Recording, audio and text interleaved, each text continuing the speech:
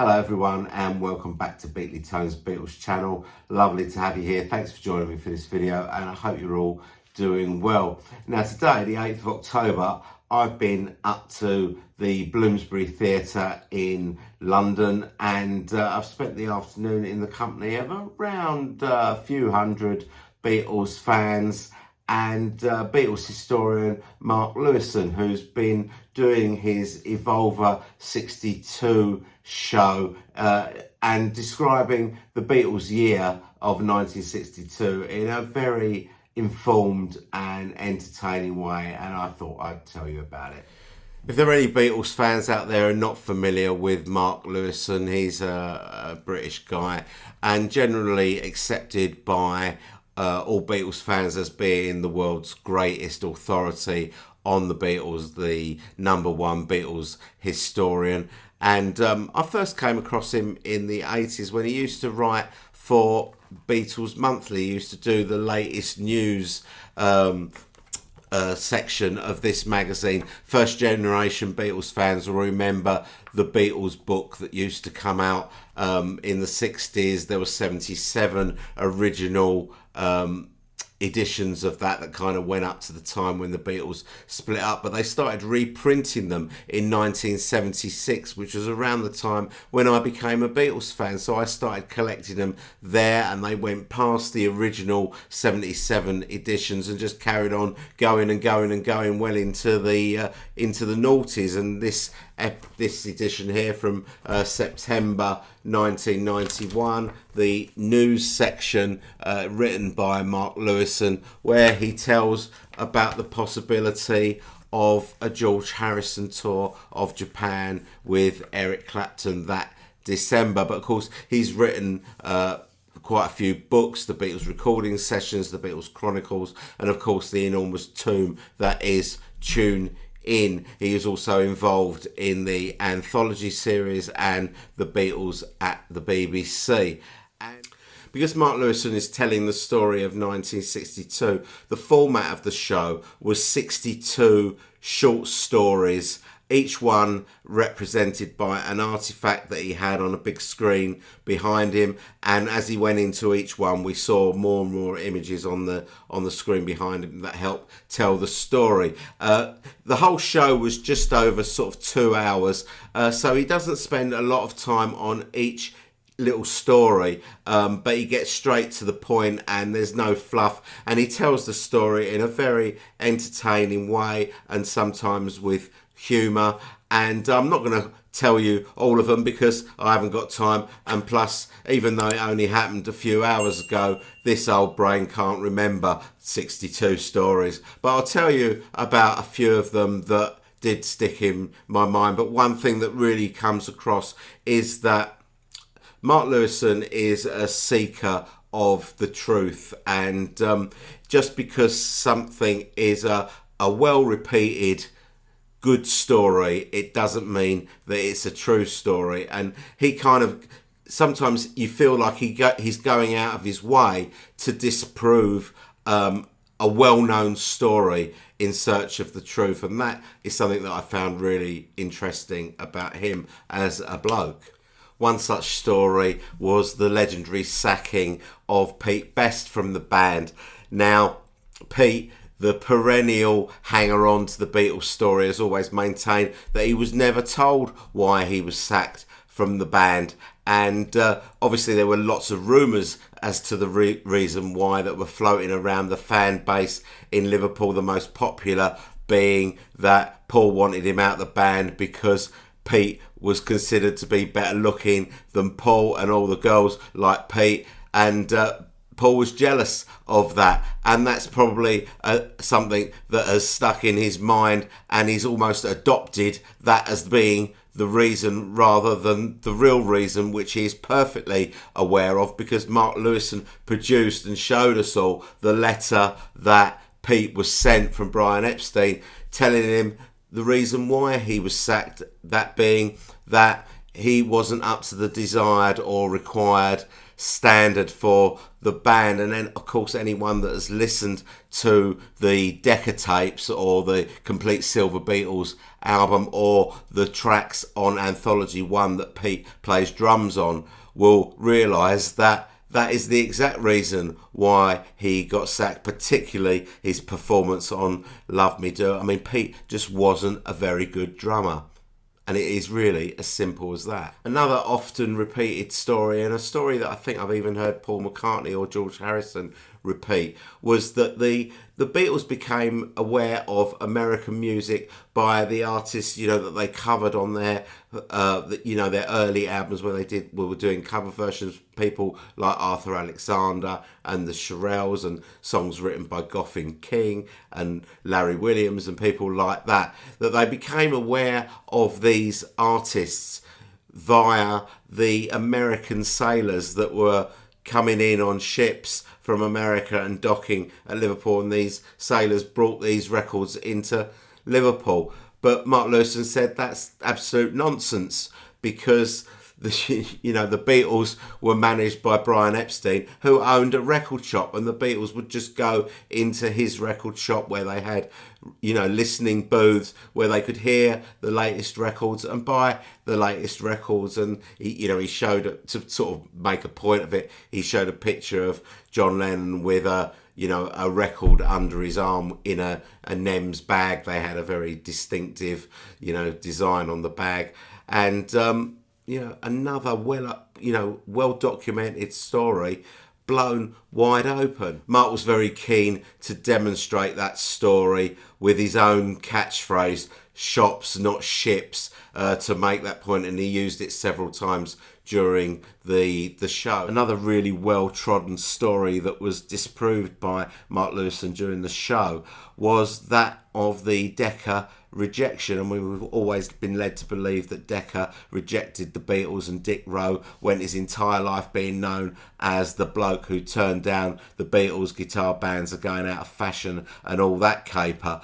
But as it turns out, Dick Rowe did make an offer to record the Beatles. I don't think there was ever a solid contract or anything like that, but maybe a verbal agreement or something like that. And it turns out that it was Brian Epstein who turned down that offer for Deca to record the Beatles, stating the case that in the interim the Beatles had been offered a contract by another label. Mark Lewisohn demonstrated this by putting a letter up on the screen written by Brian Epstein to Dick Rowe saying, "Thanks very much, but no thanks." And it was like, wow, how have I been a Beatles fan this long and not known this? But he told this story, and it was a really interesting point that, as the story goes, that the Beatles were turned down, and he put up a list of all these artists that Deca did sign in 1962, one of them being some middle-aged housewife or something that got a contract at Deca. But the main story was that the Beatles were turned down, and Deca took Brian, Paul and the Tremolos as their guitar band that they were going to sign in 1962. Mark Lewisohn followed this up with a picture on the screen of a 45 single by Jimmy Savile. Now, for people outside the UK, if you don't know who Jimmy Savile was, he was a DJ in the UK and later became a huge, much loved TV personality. He was knighted by the Queen because he did loads of charity work. He used to run marathons and all that sort of stuff. But shortly after he died, it became apparent that he was a paedophile, and over 100 women came forward and said that they had been sexually abused by Savile when they were teenagers and younger. And so Jimmy Savile turned out to be this vile human being. And the point that Mark Lewisohn was making was that this record that he was showing on the screen, the backing band on this record was Brian, Paul and the Tremolos. And had the Beatles accepted the offer from Deca, it would more than likely have been the Beatles that were backing Savile on this record, and that would have had huge ramifications when all this news about Savile came out, and there were like huge gasps from the audience when this particular penny dropped. It was a really interesting point, again, very well made by Mark Lewisohn. So the final story that I'm going to tell from the Evolver 62 show is one of great full circleness, I feel, and it kind of demonstrates the kind of research that Mark Lewisohn is willing to undergo for shows like this and for his book. So it involves an early girlfriend of Paul McCartney's, Celia Mortimer. They went out in 1962 for a little while, and one weekend Paul decides to take her down to London to go and meet with Ivan Vaughan. Now, you all know Ivan Vaughan. Ivan Vaughan was in The Quarrymen, and he is the guy who introduced Paul to John Lennon. So Ivan Vaughan says, come down to London, we'll go to a club, you can crash at my place afterwards. So when Mark Lewisohn interviewed Celia Mortimer, he asked her if she could remember the exact address of where they stayed, because he likes that sort of detail. And Celia couldn't remember the exact address, but she said, I know it was somewhere in Great Portland Street. So Mark goes to Ivan Vaughan's widow, because Ivan died a few years ago, and she doesn't know either. So Mark then goes to dig out the electoral register from 1962, and luckily enough for him, Ivan is registered. So he was able to find out the exact address of where Ivan Vaughan lived, and it was a place called Seaton Place in Great Portland Street. Now, Mark Lewisohn knew that address rang a bell with him, and once he looked into where he knew that address from, it turns out that Seaton Place was once the family home of the Asher family. So Jane Asher and Peter Asher and their parents lived in this place. They then moved out. But it was this huge coincidence that Paul had stayed in a place that was once owned by the Asher family, who he would later reside with, and where he would write yesterday in their loft room and that sort of thing. But not only that, but Jane Asher's mum was a music teacher. And who did she teach? George Martin. So George Martin had also been to this house and had oboe lessons from Jane Asher's mum. And I just thought that was just a fantastic story, a huge coincidence, but a great story that he managed to get to the bottom of with a bit of research, and I just thought that was great. So that's all I'm gonna tell you about the show. Now, the show was filmed. Now, I'm not sure what Mark Lewisohn is planning to do with that. I don't know whether, I presume it's been filmed because he wants to put it out to a wider audience.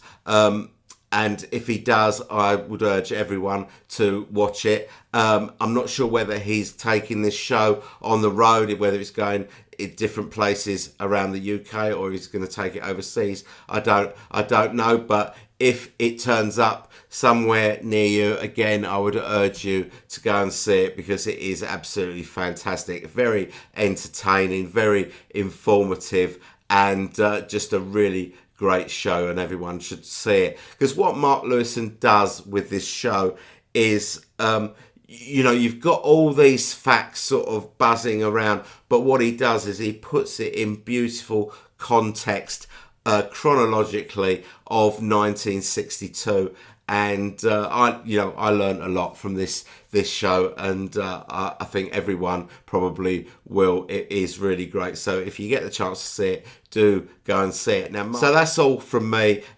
If you want to make any comments about anything I've said in the video, please do in the comments down below. As you know, I read everything and will respond to your comments. Now, we're now just 18 days away from the release of the Revolver box set, and I'm going to be all over that, and hopefully we'll get it on the day of release and be able to do an unboxing and obviously do the review and everything later once I've heard it a few times. The next video is going to be the video that was chosen by the subscribers of this channel, and that's going to be the deep dive into George Harrison's Living in the Material World, where we'll go through it track by track, score it out of 10 and work out a score for the album. So please join me for that. Please stay tuned for all the Revolver stuff that's going to be coming very soon to this channel, and thanks very much for watching. I hope you've enjoyed the video, and I'll see you all very soon. Bye bye.